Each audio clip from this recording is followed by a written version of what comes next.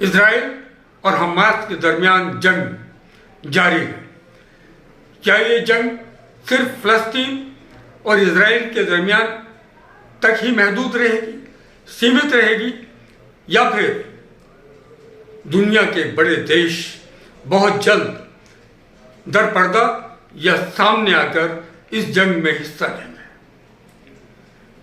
2 दिन कबल अमेरिकी राष्ट्रपति जो बाइडेन इजराइल पहुंचे और गले लगाया नेतन्याहू को।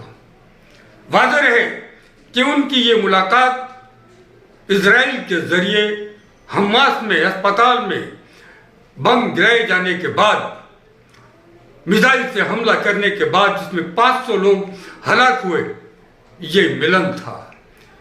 और उन्होंने इसमें सीधे सीधे नेतन्याहू या इजरायली आर्मी को मुरीद इल्ज़ाम नहीं ठहराया।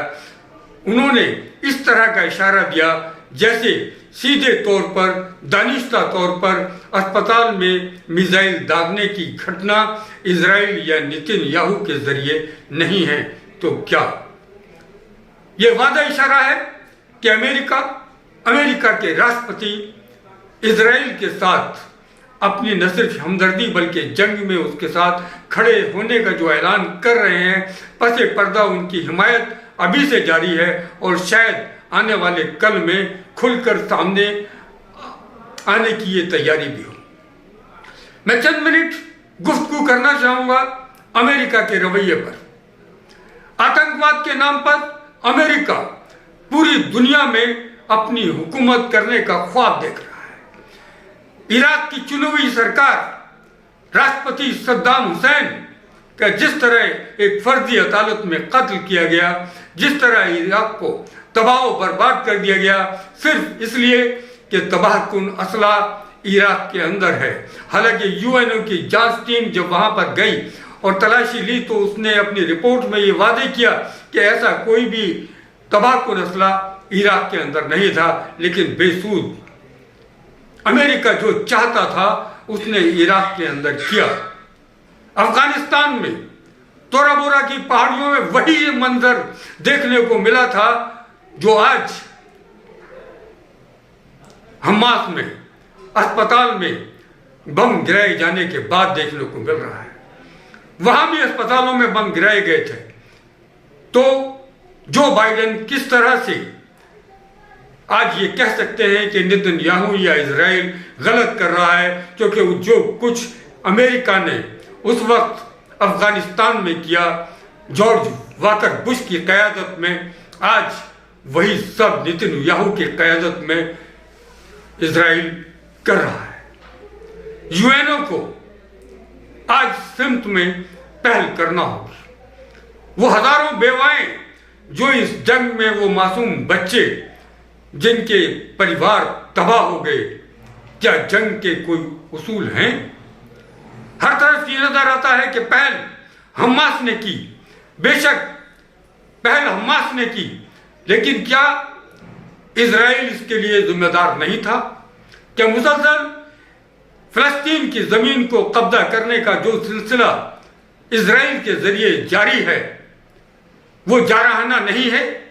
क्या मुसलसल फिलिस्तीन में फिलिस्तीनियों के ऊपर किए जाने वाले जुल्म, उसका जवाब फिलिस्तीन की तरफ से कभी भी नहीं दिया जाना चाहिए था? मान सकते हैं कि ये हमला गलत था, लेकिन उसके बाद जिस तरह से हमास को नेस्तो नाबूद करने की तैयारी में आज इजराइल नजर आता है, और आलमी खामोशी का मंजर यह है कि कुछ कुछ बयानात तो जरूर आ रहे हैं, लेकिन अमली तौर पर ऐसा कुछ भी अभी देखने में नहीं आया है कि इजराइल पर अंकुश लगाया जा सके। खाना और दवाइयों तक पहुंचना मुश्किल हो गया है। इजराइल ने खाना, पानी और दवाइयां बंद कर दी हैं हमास पर। इसे किस ज़मरे में रखा जाएगा? इजराइल का यह कहना कि हमास में हर शख्स आतंकवादी है, तो फिर जिस जमीन पर कब्जा किया इजराइल ने, यह जमीन क्या उसूली तौर पर इजराइल को बख्श दी जानी चाहिए?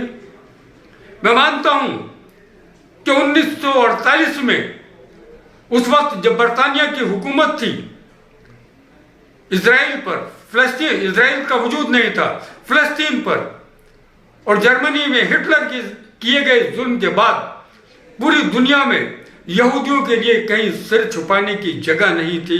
उस वक्त ब्रिटेन ने फिलिस्तीन की जमीन का एक बड़ा हिस्सा इजराइल को बस जाने के लिए, यहूदियों को बस जाने के लिए दिया। 1948 में वजूद में आया इजराइल। वाज़ेह है कि 1947 में हिंदुस्तान की आज़ादी भी हासिल हुई थी, यानी 1947 के पहले तक ब्रिटेन के कब्जे में, ब्रिटेन की हुकूमत में हिंदुस्तान भी था। और हिंदुस्तान की आज़ादी से एक दिन पहले ब्रिटेन ने पाकिस्तान का वजूद कायम किया। आज जब हम हिंदुस्तानी, हमारी हुकूमत, हिंदुस्तान की हुकूमत अखंड भारत की बात करती है, तो अखंड भारत के बाद पाकिस्तान के वजूद में आने के पहले के हिंदुस्तान की बात सामने होती है। यानी जो हिंदुस्तान अंग्रेजों की गुलामी के पहले था, जिसमें पाकिस्तान और बांग्लादेश कम से कम हिंदुस्तान में शामिल थे, उस अखंड भारत की बात की जाती है। अगर उसी तर्ज पर देखा जाए तो जिस तरह अंग्रेजों ने पाकिस्तान को वजूद में लाया, उसी तरह अंग्रेजों ने इजराइल को वजूद में लाया। हिंदुस्तान के हुकूमत की इस बात की मैं तायद करता हूं कि वो अखंड भारत की बात न सिर्फ कहे, बल्कि अखंड भारत को जमीन पर उतारने की कोशिश भी करे। ऐसी सूरत में मुझे ये भी कहना होगा कि इजराइल का वजूद एक नाजायज कब्जा है फिलिस्तीन पर। हिंदुस्तान की हुकूमत का मौक़िफ़ क्या है? अवलन इब्तिदा में, शुरू में ये सामने आया कि हमारी हुकूमत इजराइल के सामने खड़ी है, लेकिन कुछ ही दिन बाद वजारत खारजा के एक जिम्मेदार अफसर के जरिए यह बयान सामने आया कि हमारे फिलिस्तीन से देरीना रिश्ते हैं और उन रिश्तों में कोई तब्दीली नहीं, हालांकि हम अमन चाहते हैं, हम जंग नहीं चाहते। वजीर आजम नरेंद्र मोदी के इस तरह के भी बयान सामने आए कि वो मसाला चाहते हैं। उनकी ये पेशकश अगर दोनों मुल्क कबूल करें तो बहुत अच्छा है। यासर अराफात के साथ पंडित जवाहरलाल नेहरू, इंदिरा गांधी, अटल बिहारी वाजपेयी, राजीव गांधी, सभी से बहुत अच्छे रिश्ते रहे हैं। फिलिस्तीन से हिंदुस्तान के अच्छे रिश्ते रहे हैं।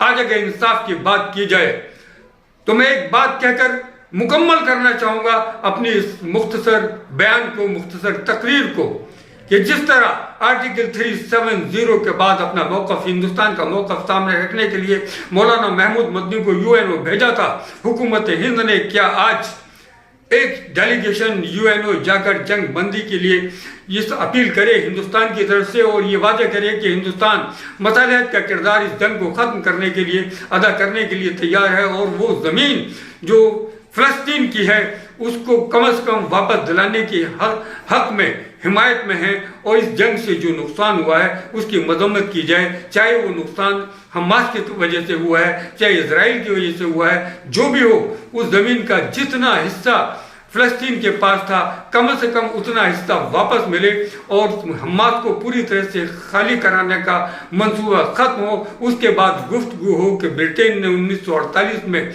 इजराइलियों को बचाने के लिए, यहूदियों को बचाने के लिए फिलिस्तीन की जो ज़मीन दी थी उसका यूएनओ क्या फ़ैसला करता है। तो तमाम बड़े ममालिक जिसमें अमेरिका, ईरान, टर्की, सऊदी अरब को शामिल होकर इस बात को सामने रखकर कोई ऐसा फैसला करना चाहिए कि किसी के साथ नाइंसाफ़ी न हो। शुक्रिया, खुदा हाफिज़, जय हिंद।